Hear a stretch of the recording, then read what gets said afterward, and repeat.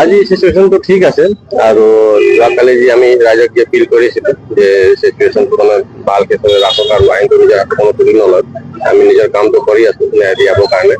তো আইনৰ প্ৰতি আমাৰ বহুত আস্থা ৰাখক। সেইমতে আজি দেখিছোঁ ৰাতিপুৱাৰ পৰাই সামান্য যেনেকে মাৰ্কেট চলিব লাগে তেনেকে বজাৰ ঘাট চব চলি আছে। মানুহে নিজৰ নিজৰ কামত ব্যস্ত হৈ আছে। নৰ্মেল লাইফ চব ঠাইতে আছে।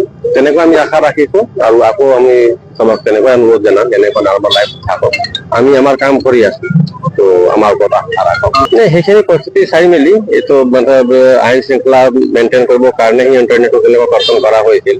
ইন্টাৰনেট কৰ্তন কৰোঁতে যি অসুবিধা চবে সন্মুখীন হয় চবে এইটো গম পায়। তো যেতিয়া আজিৰ দিনটো ভালকে পাৰ হৈ যাব অতি সোনকালে গভৰ্ণমেণ্টে ডিচিজন ল'বই এইটো। ঘটনাটো মতলব যেনেকা হ'ল ঘটনাটো বেয়া হৈছে বহুত মানুহ ইনজিয়াৰ্ড হৈছে গভৰ্ণমেণ্ট প্ৰপাৰ্টি ডেমেজ হৈছে পুলিচ গাড়ী বিলাক জ্বলাই দিয়া হৈছে চিৰিয়াছ অফেন্স হয়। তো এনেকুৱা চিৰিয়াছ ঘটনা হ'লে একচনটো লোৱাহে হ'ব। মানুহ যাৰ বিৰুদ্ধে আমি এভিডেন্স পাম এই ভিডিঅ' ফুটেজ সেইখিনি আমি চাই আছো। বিশেষ ৰূপে প্লানিং কৰি উঠনি দি পেলাই মানুহৰ কনস্পিৰেচি কৰি যি মানুহে ইয়াত কৰবাইছে তেওঁলোকৰ ওপৰত ষ্ট্ৰং একচন লোৱা হয়। কিমান বাহন জ্বলাই দিয়া হ'ল আৰু কি সংবাদ মাধ্যম এতিয়ালৈকে আপডেট আমি দিব পৰাকৈ থানাৰ পৰা লোৱা নাই। চাৰিটা আছিলে মানে তিনিটা গাড়ীটো জ্বলাইহে দিয়া আছিলে। বাকীখিনি বহুতখিনি গাড়ী ডেমেজ হৈছিল। মোৰ নিজৰে তিনিটা গাড়ী ডেমেজ হ'ল। মই অহাৰ লগে লগে যি পৰিৱৰ্তন কৰিলে তাত মোৰ মেইন কাৰ আৰু দুটা স্মাৰ্ট কাৰ আজি BPADৰ কাৰ সেইখিনি ডেমেজ হ'ল। তো মানে 7টা মান গাড়ীটো আমাৰে ডেমেজ হৈছে পুলিচৰ। আৰু কিমান আলু 30 প্ৰায় 30 জন মান আমাৰ আহত হৈছে।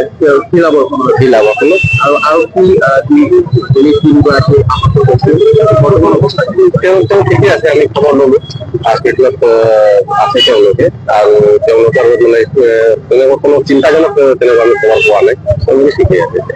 আৰু ছাৰ এগৰাকী আৰক্ষী বিষয়াৰ বিৰুদ্ধে অভিযোগ উত্থাপন হৈছে লাঠিচাৰ্জ কৰাৰ সেইগৰাকী যি crime additional SP Siddharth Devsharma তেখেতৰ বিৰুদ্ধে যিহেতু অভিযোগ উত্থাপন হৈছে কি ব্যৱস্থা লোৱা হয়? প্ৰথমটো আমাৰ কাম হ'ল আইন শৃংখলা মেইনটেইন কৰা ইয়াত প্ৰথম নৰ্মেলচিটো আহি লওক ৰাইজে শান্তিৰে থাকিবলৈ পাওক আৰু সেইখিনি হৈ যোৱাৰ পিছত আমি এইটো তদন্ত কৰিবলৈ যাম কি আৰক্ষী পৰা কিবা যদি একটা কলা কৰিলে কি হৈছে সেইখিনি আমি পিছত চাম এইটো আৰু কিন্তু প্ৰথমটো আমাৰ আইন শৃংখলা মেইনটেইন হৈ লওক নৰ্মেলচিটো আহি লওক। এতিয়া বৰ্তমান আপোনালোকৰ নিয়ন্ত্ৰণত আছে?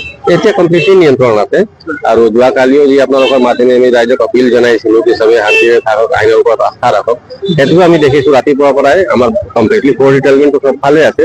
কিন্তু ৰাইজ একদম সামান্য যেনেকা জনজীৱন হয় তেনেকুৱাই চলি আছে। মানুহ অহা যোৱা কৰি আছে গাড়ী ঘোঁৰা চলি আছে বজাৰ খোলা আছে। তো তেনেকুৱা আমাৰ চবৰ কাৰণে দেখি ভাল লাগিছে ৰাতিপুৱাৰ পৰা দেখি। কি আহ্বান জনাব সাধাৰণ ৰাইজক কি ক'ব বিচাৰে? সেইটোৱে আইনৰ ওপৰত আস্থা ৰাখক আইনে নিজৰ কামটো কৰি আছে আৰু দোষী যি মানুহ আছে তেওঁলোকে চবে শাস্তি পাব তেনেকুৱা আপোনালোকৰ আৰক্ষীৰ জন আঘাতপ্ৰাপ্ত হৈছিল প্ৰায় 30 জন আমাৰ প্ৰায় 30 জন আঘাত পাইছে তাৰে বহুজনক আমাৰ আরে হব ভাই কিয় যাবে দিয়ক মানুহক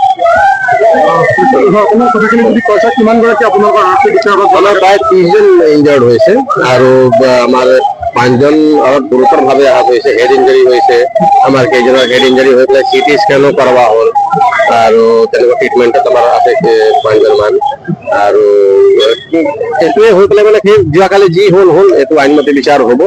আজিৰ পিছত তেনেকুৱা মানে ৰাইজে এইটো সন্যম ৰাখে সেইটোৱে অনুৰোধ জনালো। যোৱাকালি নৰ্মেল ইঞ্জুৰি 12 জনৰ হৈছিল তাৰে ভিতৰত 3 জনৰ ট্ৰিটমেণ্টৰ কাৰণে বুলেট ইঞ্জুৰি আছে কিমান জনৰ?